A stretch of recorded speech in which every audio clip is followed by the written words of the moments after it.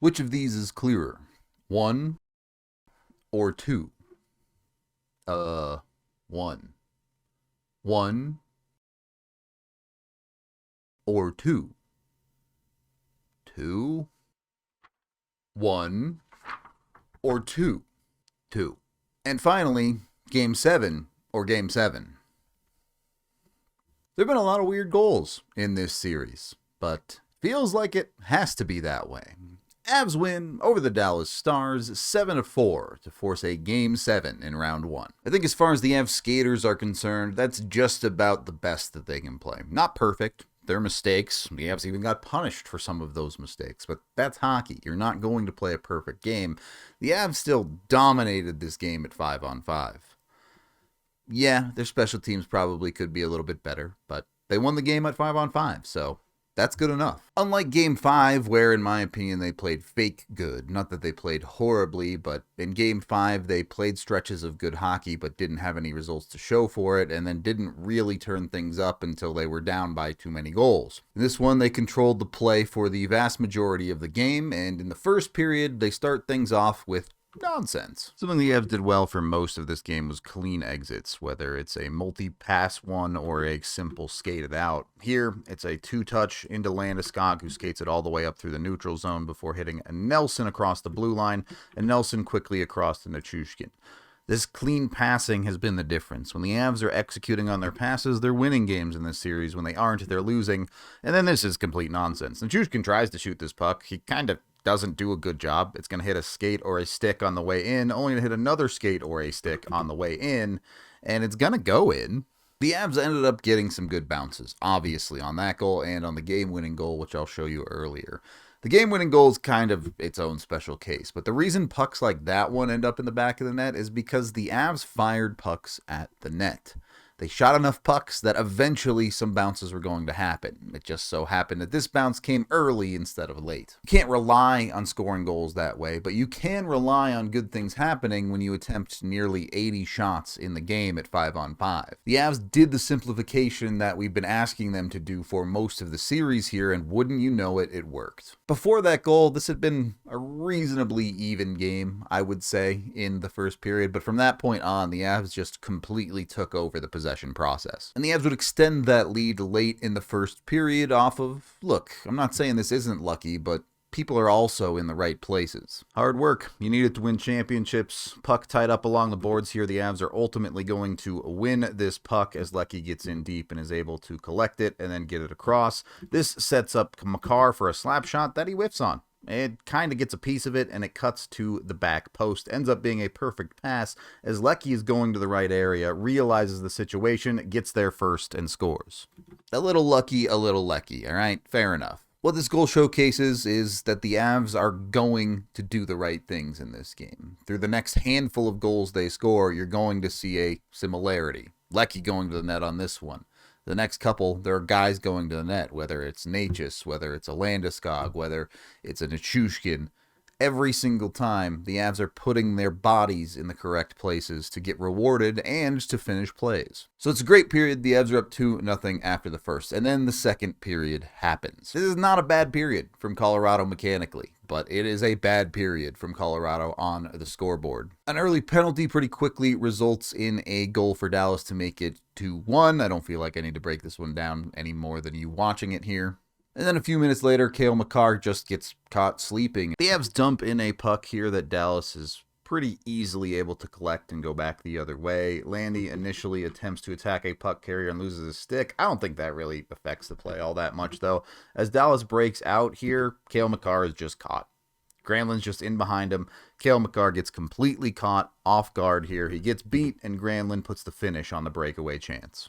Dallas did a fantastic job of capitalizing on their opportunities in this game. They only had 7 high-danger chances at 5-on-5, and they would score 3 5-on-5 goals in this game. And while the Avs would outdo them at 5-on-5, they would have to put up 19 chances. A little bit of a tip of the cap to Ottinger. He played really, really well in this game. Not good enough, but really well. Importantly, though, the Avs proved that they could take punches and punch back in this game. After it's even 2-2, it takes less than a minute for them to get the lead back. After an initial shot attempt, the Avs top line is working hard, getting to pucks, keeping plays alive here. MacKinnon goes to Necas in the middle. Necas opts to defer to Makar, who honestly kind of fumbles a puck. Chaos in front occurring during all of this as Makar collects, goes back around, and finds MacKinnon up high. Now, MacKinnon's initial shot doesn't even really get through, but it creates chaos. It forces Dallas to collapse in towards this puck, which opens up space. When Taves collects a rebound, he's able to get it to safety to Makar. All the while, Necas has been sneaking back door.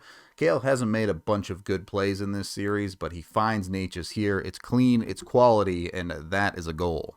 Simple, effective hockey, yes, but also a flash of skill from Cale Makar, something we haven't seen enough of from him in this series. The pieces around him have to be working. They were. Makar finally sees a quality play and had a much better game, as did Marty Necas. This is easily Necas' best game of this playoff run so far. So the hope is that the Avs weathered Dallas's push. They got their lead back and should be able to press forward, but instead, it starts to feel like a collapse as Dallas ties it again a few minutes later. It's the Avs trying to break in initially here. MacKinnon gets the line and just dumps it in. Essentially a break-in that just doesn't work. Dallas quickly gets it out and up the ice, and really this shouldn't be that dangerous of a play. You have a puck battle along the wall, and you have multiple forwards coming back to help, with Lindgren back the deep man. So as this puck gets through, Lehkonen kind of reaches and just loses his balance and ultimately takes himself out of the play.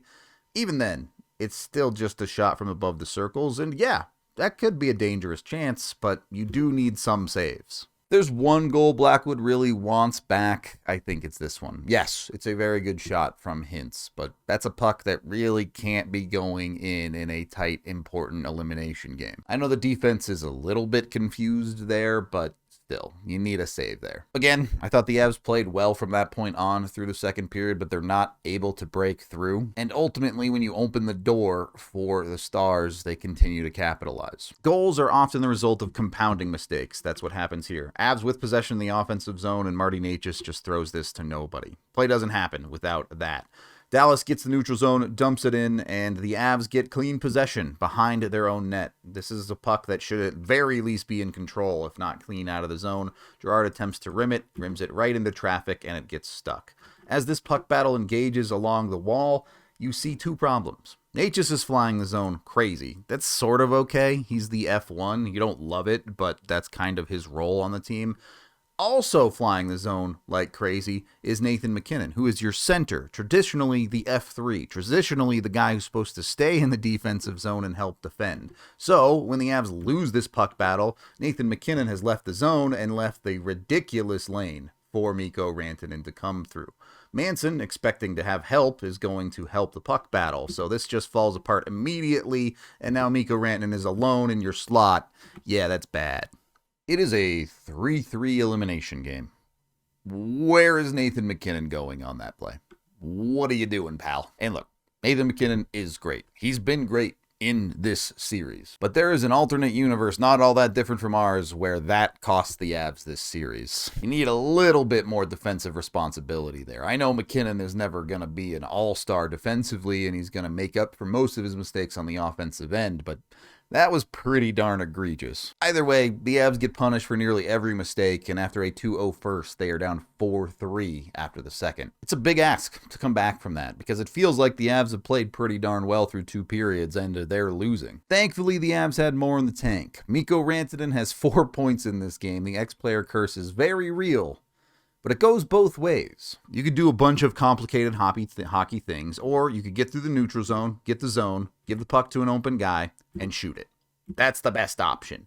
As this puck rebounds out, Nichushkin is able to track it, he's able to knock it down with his body, and he's able to get his stick on it to score. The Avs top six finally figured it out. Every single player in the Avs top six had a point, and 5 of them had a multi-point night. Nichushkin steps up huge for them, again, going to the net. That gets the game back to tied, and I would love to credit Nathan MacKinnon for making up with his mistake and making a great play to score the game-winning goal in this game, but, just watch. To make the case that hockey is a dumb sport, this might be Exhibit A. The Avs do a good job of getting through the neutral zone. Nathan MacKinnon gets them into the zone and is strong on the puck, protects it, holding it on his backhand side to the outside while trying to drive toward the net. That's good stuff. As Nathan MacKinnon gets deeper, he's going to run out of room and just kind of throws this puck towards the top of the crease. It's a hope play, the type of stuff that costs the Avs regularly in games. But this time, it creates chaos in front while the Avs aren't really able to get their stick on it. Dallas is panicking net front, worrying that Avs are coming, worrying that a problem is coming. And it's not the two players directly on top of the puck that play it. No, it's Sam Steele that cheats in, is able to find this puck, and thinks, I need to get this to safety. This is a scary place, and I don't like this. So he tries to fire it out over to the side, and he's going to hit Colin Blackwell right in the shoulder, who makes a ridiculous save reaction play to put it right into his own net. All I can say about that is that happened. I don't believe in fate, but if something like that is the game-winning goal to force a Game 7, does it not feel a little bit like destiny? Like it had to be this way? Like it was always going to be this way? I mean, come on, it's a little weird, right? Certainly the Avs and I will take it, and they do a good job playing through the rest of Period 3. They do fail to capitalize on a second power play opportunity. It was a decent power play, though. It didn't look like a disaster. And they close it out. They don't give Dallas anything too dangerous, and Blackwood makes the saves that he needs to make so he doesn't make another mistake. The Avs dominated a lot of this game, and it still ended up close. 2 empty netters make your 7-4 final, but really this was a 5-4 game with some silly pucks going in nets. To me, this feels like it's it. This has to be the series where the Avs beat Dallas in 7. They either slay the majority of their demons in the playoffs, or they never will. We'll see which is better, but which looks better, round 1 or round 2.